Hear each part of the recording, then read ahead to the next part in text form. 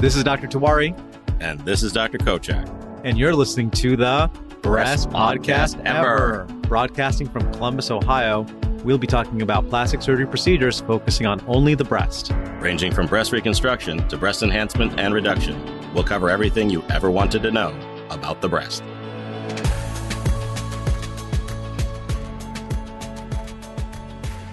All right, welcome back to the Best Podcast Ever. This is Dr. K. Hey, it's Dr. Tawari. And we're actually very excited today because our guest actually isn't a guest. He is actually the third member of our team, and he's recently joined us, but he kind of rejoined us. And we're going to kind of go through that story. I think it'll be fun to tell, but we are really happy to have Dr. Santosh Kale with us today. Hey, Santosh. Hey, thanks for having me, guys. Yeah, man. Thanks for being on the podcast. So I think this is a good introduction to Dr. Kale. Is going to probably be obviously a regularly featured person on our podcast here. He's going to be a part of our group. But actually, Dr. Kale recently joined us just a few months ago. But we have a long history, wouldn't you say, Santosh? Absolutely. I mean, I trained with you guys when I was earning my stripes when I was a fellow. So, you know, I learned quite a bit from you guys, and it's nice to be able to join you guys again and get in the trenches with you all. Well, it's kind of a bummer. I guess you got started up and then this whole sort of shutdown thing happened. So it's nice, though. It's a slower transition, but things are going to dial back up here very soon, I'd say. Yeah. So yeah, tell everybody, Santosh, like where you've been and kind of how you made your way back to Columbus. Sure. So after graduating Ohio State's microsurgery program. Whoa, rewind more than that. Where did you come to us from? I remember you came from some pretty amazing places. Oh, so before that, okay, all right, you want to go way back in the beginning. Well, yeah, like you were born as a little child in what hospital and how? So actually, I was born in St. Margaret's Hospital in Hammond, Indiana. Oh, yeah. Wow! I didn't know that. You asked, and there it is. But just to kind of keep my early history brief, my parents had lived in the Chicagoland area pretty much their entire life, and that's where I grew up, went to high school. And from there, I went to college in upstate New York at Cornell. I went back to Chicago to medical school at the University of Illinois. I did my plastic surgery training at Washington University in St. Louis. Of course, I spent a fabulous year with you guys at Ohio State. Woo! From there, I went to be on faculty at Virginia Commonwealth University. Now, you did your fellowship with us. It's a while ago. What year was your fellowship? I was a fellow with you all from 2012 to 2013. Yeah, so you've been out there. Then you said you went to Virginia Commonwealth University, and that's as a faculty member. That's where you have been basically the whole time, right? Yep. So I was there for about 7 years, and I joined that program as their first microsurgeon in a while.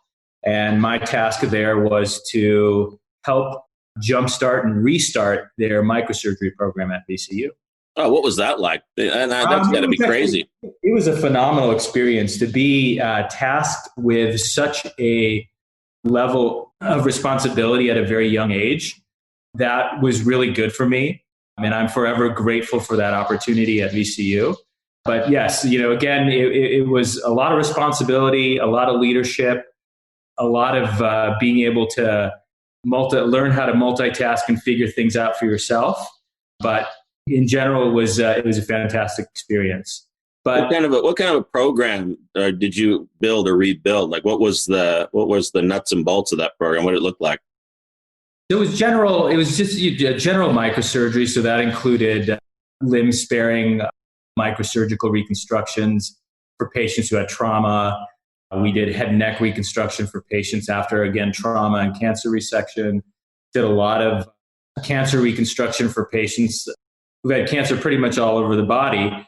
But in my last few years at VCU, I spent a lot of time doing breast reconstruction. And for the majority of my time, I spent a lot of time doing both microsurgical-based breast reconstruction and implant-based breast reconstruction. Great.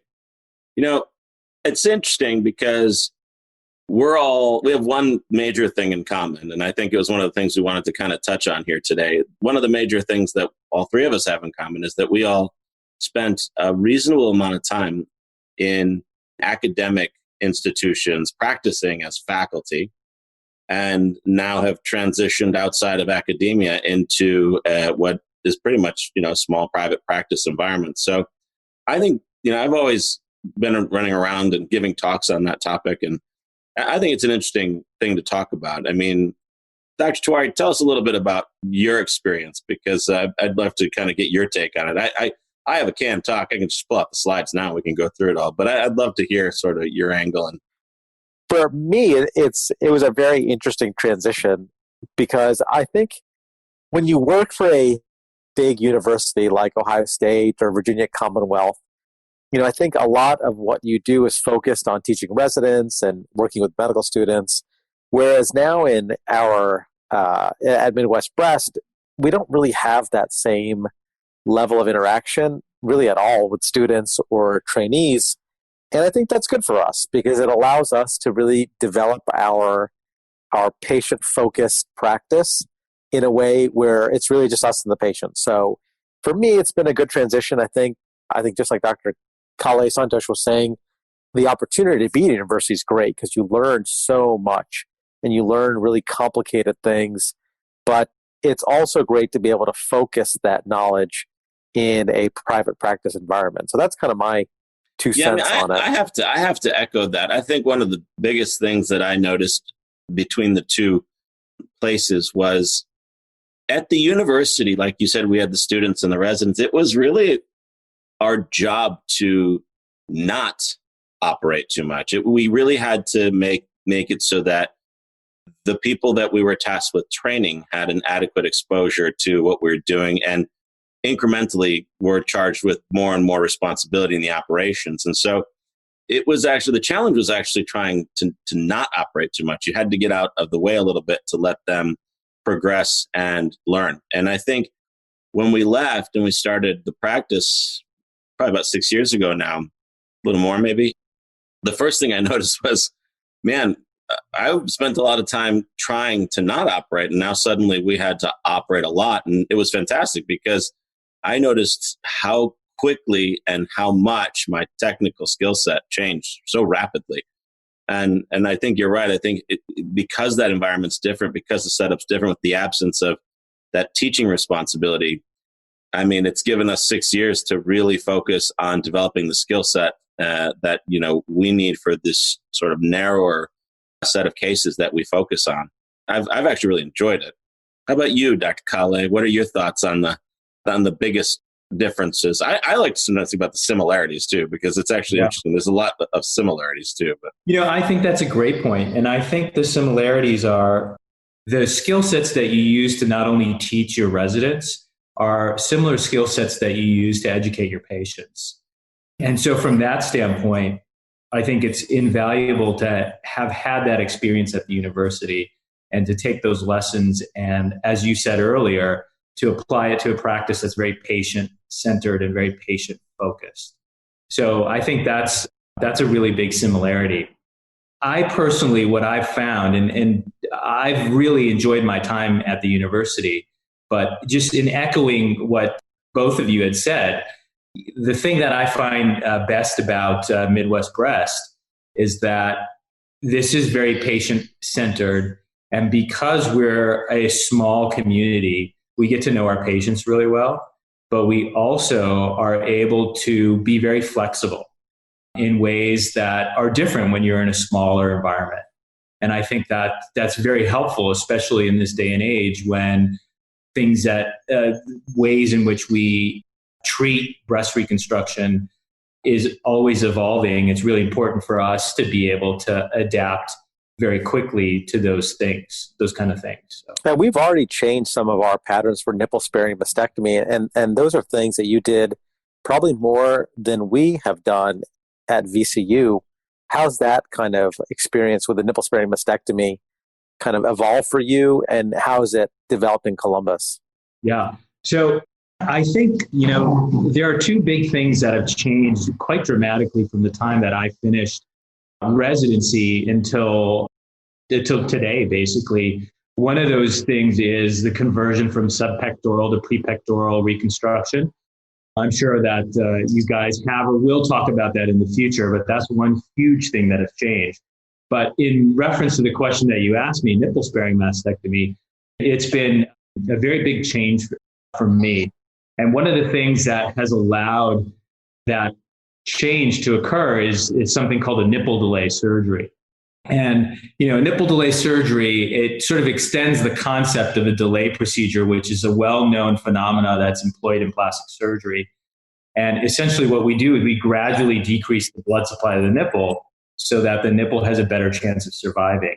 And based on that, and based on that experience with not only doing these surgeries myself, but also working with our surgical oncologist who usually perform the mastectomy procedures, we've been able to preserve the nipple in patients who are not only considered your typical candidates for nipple preserving surgery, but also patients that are larger, that have a fair degree of ptosis. And so from that standpoint, that nipple delay procedure has been a really powerful procedure. So you think it's fair to say that it expands the number of patients that are candidates for nipple sparing mastectomy to avoid nipple death, nipple necrosis? No question about it, in my experience. And, I'll just echo, for a patient to be able to look at themselves after surgery and to have as minimal sequela that reminds them of having had surgery, which I believe is being able to preserve the nipple in cases where that's possible. It's just a great thing to be able to offer that to patients. Now, hold on. What do you mean you delay? What do you mean? It sounds like you're doing another surgery on the person. Yeah, it is. No, you can't do that, right? Tell us why. Tell us about why that's so important. Give us a little bit about how it works too. Yeah, so how it works is we make the same incision that we would normally make during a mastectomy. And in essence, we're separating a part of the blood supply from the nipple to the nipple in sort of in a graded fashion. So what I mean by that, and this is what I usually tell my patients. So the day they have this procedure, they don't have the mastectomy actually. So they're like, how far before their mastectomy are they having this? It's an actual surgery? Do they have to stay in the hospital? It's an outpatient surgery. It takes a little less than an hour for the nipple delay procedure to occur. And as you had mentioned earlier, it usually occurs 2 weeks before surgery. Now, the incisions that we make are exactly the same. What we end up doing is, at the time of the mastectomy, the blood supply to the nipple decreases, and it decreases quite rapidly. And so what a nipple delay surgery is, it allows the nipple to have a gradual decrease in the blood supply. By gradually decreasing the blood supply, the tissues in the nipple and the areola complex, they have some time to get used to being in an environment with decreased blood supply. And as a result, when we do the mastectomy 2 weeks later, that tissue around the nipple and the areola complex, that tissue is now much more capable at surviving at lower levels of blood flow because of that nipple delay procedure. And therefore, we have a much better likelihood of the nipple surviving. Now, do you do this for D-flap patients and implant patients? Do for both, yes. So it doesn't really change their recovery at all. It just adds what sounds like a very small, and I've obviously done these as well, but it sounds like you've incorporated it quite a bit into your practice. And it's actually really interesting. Since you joined us, it's like one of the things that really I've heard you talk about and I've gotten very excited about. And I think we're obviously all going to try to incorporate it more into our practices because we're all looking for ways to do more nipple sparing mastectomies. Right. But it was last year at our Ohio Valley Society of Plastic Surgery Society meeting. It was in French Lick, Indiana, the most remote place on earth that I've ever been. Larry Bird's home, the hick from French Lick.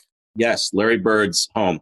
And that was interesting. Getting there was tough. But anyways, I do remember one of the little abstracts that was presented by a small group was was a pretty decent series of patients who all underwent this nipple delay procedure. And they gave a pretty convincing argument that it really did lower the rate of the nipple necrosis or skin necrosis that can happen with a nipple sparing mastectomy, because that's the thing we're trying to avoid, right? More than anything is nipple. Yeah, this is really interesting for me because I actually have not done this procedure, and we've never really even talked about this. So it's good for me to hear you guys talk about it because I haven't done it, and it's something that I think I want to start incorporating a little bit more. Now, because you do it with the breast surgeon, or are you doing it on your own? How does it work in terms of logistics? Just so we can learn. Right. So in general, it depends on the breast surgeon. So the breast surgeon does need to be there in patients who have a diagnosis of breast cancer at the time of surgery. The reason they need to be there is because they need to, if there's a sentinel lymph node biopsy that needs to be performed, that needs to be done at the time of a nipple delay surgery. But then also, if the breast surgeon is suspicious or they want to test the area, the tissue just behind the nipple, it's good to have the breast surgeon available so that they can do the biopsy of the area behind the nipple to make sure that there's no presence of cancer in that area. Hey, Santosh, tell people why it's important to do the sentinel node at the time of the nipple delay. I think that's a really important point that I think people aren't going to really pick up how important it is. Yeah, and that's a great question, and thank you for asking. It's a subtle point, but it's actually really important. And the reason being is because at the time of a mastectomy, let's just say a patient who isn't getting a nipple delay, your breast surgeon, they're going to want to be able to they're going to want to be able to sample the lymph node that is your first of your few lymph nodes that drain the breast. And so if any surgery that we do on a breast, including a nipple delay surgery, it changes the architecture of the breast tissue. And if you were to do a sentinel lymph node biopsy after doing a nipple delay, it might be that your sentinel lymph node biopsy may not be quite as accurate or possible. So that's why at the time of a nipple delay, it's important to have your breast surgeon available to be able to do a sentinel lymph node biopsy if that is indicated at the time. Definitely. That's a good point. And it just, emphasizes how much the things we do with the breast surgeon and reconstruction, there's so much coordinating of care. And Absolutely. These types of things even make it more coordination is required. And so I think it's so important to talk about these processes so people can understand the types of coordinating that have to happen to get, two surgeons, not just once in the room, but twice now. It Right. certainly makes it even more difficult, but it's worth it in the right patient. Not everybody needs to have a nipple delay, but in the right patient where, you really want to optimize the ability to save the nipple. And if there's things like you said, I think you put it out, you pointed out a droopier ptotic nipple, a larger breast. Right. Maybe even sometimes in people who would you do it in a smoker? I would definitely do it in a smoker for sure. And that's even more reason to do it. Yeah. Well, interesting. Yeah. And then I want to circle back to the other thing that you mentioned, the prepectoral versus subpectoral reconstruction, because this is a topic I'm actually really interested in because, and correct me if I'm wrong, I would say that the number one thing that has allowed us to be able to transition the implant reconstructions from under the pectoralis muscle to on top, or from sub to prepectoral, is the advent of the biologic materials that we use in conjunction with the reconstruction. Things like the acellular dermal matrix, the cadaver tissues that have been treated to have no cells, products out there, Alloderm, Flex HD, Allomen. These are all things out there. So I would say that that's the number one thing that has made it possible to be able to do prepectoral reconstruction. Is that a true statement? In my experience, absolutely. What do you think? Because it not only allows you to keep the implant in a very controlled position on the chest, but it also provides a level of padding. And I'll say that in quotation. And by padding, what I mean is it sort of blunts the potential rippling that can happen when you do put an implant in the prepectoral space, because there is, when you put an implant in a subpectoral space, there's more layers of tissue between the implant and the skin on the outside. And so that's why I think for those two reasons, I agree with you that acellular dermal. Well, I think that padding is more than just a cosmetic thing. I think it's also critical to keep that implant that's going to be in there in the long term, safely housed. It could extrude through the skin if it's too thin. So it creates another very... Yeah, I was skeptical about, for a while, do we need ADM? It's expensive. It's another... although it's a biologic, it's another thing to have to use. And as you guys know, it wasn't until I had a patient who had a problem healing with the tissue expander, and it was because of inadequate padding or soft tissue coverage. So I think once I had that patient, it really made it clear that certainly for the tissue expander phase, it's very important. And I think there's... Go ahead, Doctor. Yeah. Go ahead. Yeah, I think I agree with you that for an implant, it gives us the ability to almost use it as a tab to kind of position the implant where we need it to be. But that extrusion issue, I think, is a real thing to think about. No, I think the second most critical sort of advance, it's not even advanced, but a technique that's grown in popularity that has made it also very possible to do this is fat grafting, becoming far more widely used and available. And I think our techniques for fat grafting have improved significantly over the last, at least since I've been in plastic surgery. When I started, we were just getting into Dr. Coleman's initial papers about breast augmentation with fat grafting. And I think since those initial reports, things have changed so much in how we handle and process the fat and what we're able to do. But going back to the ADM, the acellular dermal matrix, being such a critical component for us to be able to do reconstruction in that plane and spare the pec muscle, the chest muscle, I find it fascinating that the FDA has decided that product shouldn't be used in that space, and it's not considered to be what they call homologous use in breast reconstruction. And a lot of the companies that make the product have pulled it off the market for that use. So it's no longer considered, they can't market it. It's considered off-label. And they've all been put in a position where they have to now, instead of being used as a biologic implant, it has to be considered an implantable device. And they're going to have to go through a very different set of regulatory processes to make that happen. All because it's skin being used to reconstruct a breast and not breast being used to reconstruct a breast. So what's that going to mean moving forward for us being able to use ADM? Is it something that's going to become more and more difficult? Well, I mean, we're seeing the first part of it now. All of the companies that are the bigger companies that make that product available have pretty much halted marketing the product or being able to even support the product being used in this area. Currently it's off-label use, but it's something that we are going to continue to use because there is no alternative.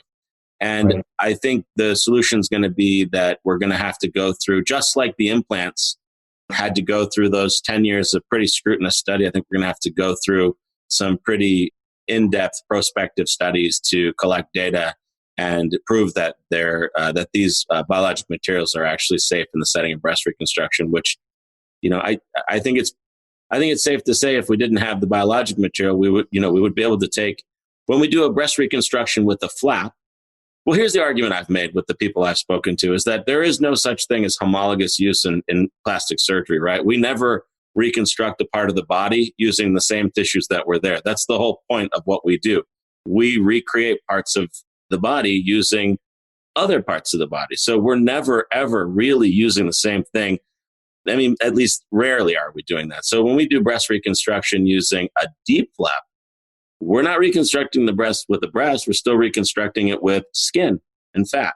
And, these products are just skin taken from cadavers and decellularized. So I think the first argument is it actually really a valid point to say it's not being used in a homologous fashion, because plastic surgery is never homologous use. So, but I think it's just going to create a lot of studies that are going to have to be done moving forward. And I think it's going to make it a little bit difficult here in the upcoming, years, probably 5 years or so to do it. Were you using ADM for pre-pectoral reconstruction and enrichment, Santosh? Yes. Pretty much all the time I was using ADM for exactly the same reasons that we just mentioned here a few minutes ago.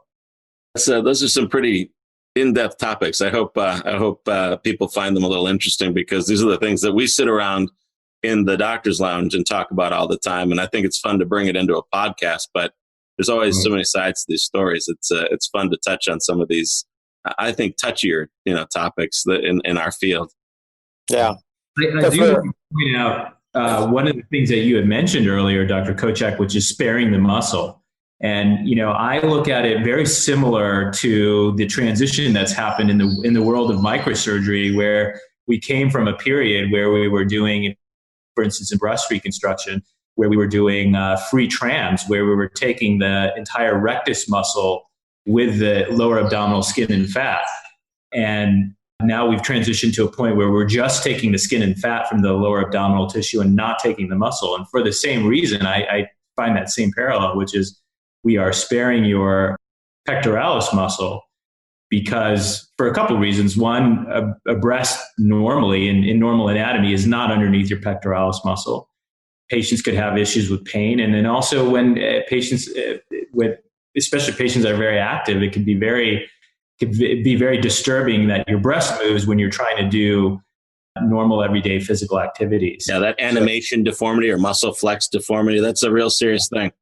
Absolutely. And so that parallel is just almost the same. Yeah. It's interesting that I think that when we used to put tissue expanders below the muscle, I think those patients had more pain than a deep flap patient. And it has everything to do with your muscle manipulation. I saw a paper on that. I think we saw it a few years ago that the subpectoral or dual plane tissue expanders had used more pain medicine than the DIEP flaps. Yeah. Do you think there's any reason to do a subpectoral or under the chest muscle reconstruction in the present day? I mean, I personally would rather find a different way to do the reconstruction. I don't think it's a good solution ever. The only person that I would maybe think about it on is someone who has a tumor very close to the pec muscle. Oh, that's a really good point, maybe, yeah, and that's a decision you have to make with the breast surgeon. But I think the pain is such a big deal that it doesn't make sense to do it underneath the muscle anymore if there's any other option. So we've been kind of off from doing anything through this whole pandemic business for the last almost month. But we got you now in Richmond, aren't you, Santosh? You're not in Columbus anymore, at least for the time being. Yeah, just for this weekend, I'm in Richmond. What's it like there? It's cold and windy here in Columbus. So it's about 80 degrees. It's sunny. All the trees have leaves on it right now. So so Richmond is definitely in spring, early summer. And you were touring us around your house there, and I don't think people know that you're not only a fantastic plastic surgeon, but you're also a home designer. Well, I wouldn't call myself a home designer, but if in another life, I probably would have loved to have been an architect. I see a lot of that. I could see a lot of parallels between plastic surgery and architecture, especially given what we do, which is oftentimes we are designing a reconstruction based on a specific patient's need. And that's going to be very different from person to person. And the thing that appeals to me about architecture, and which is why I spend time thinking about it, is that architecture is sort of an adjunct to how you live your life.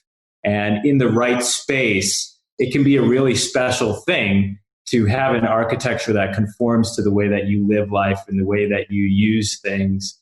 And, again, I just want to emphasize that parallel between what we do as plastic surgeons and my passion. So that means for me, I'd probably have to live in an M.C. Escher house or something like that. Or something drawn by Picasso. Yeah, you may not be able to find your way out of the house then. Exactly. And I think, as we get to know Dr. Kale here today, I think there's one more thing that we noticed during your little tour, and you've talked a bit about it. Tell us about, I would say, what is your favorite pastime outside of surgery and working on architecture and improving your homes? Well, I spend a lot of time playing tennis, and as a tennis player, and now in my 40s, I've realized that my body has started to behave in ways that aren't necessarily supportive of me playing tennis many times a day. So I have found about a few years ago, in order to kind of keep things together, I started doing yoga. And so I have just fallen in love with yoga. And so I if I could, I would do yoga every day. So. You know, we talked to, over the past couple of days, we've talked to a couple of people. We spoke with a woman named Dr. Emily. She's on our podcast, one of the podcasts here just from the last week or so. She's in functional medicine, and she was telling us about, the importance of, instead of treating problems, actually, trying to prevent them and identify the reason they happen. But as part of her whole treatment plan, it sounds like she's really focused on diet, but another big one is stress reduction. And one of the things she kept coming back to was yoga and meditation. So, it's probably very important to have something like that in the type of crazy lives that we tend to live when things get really busy.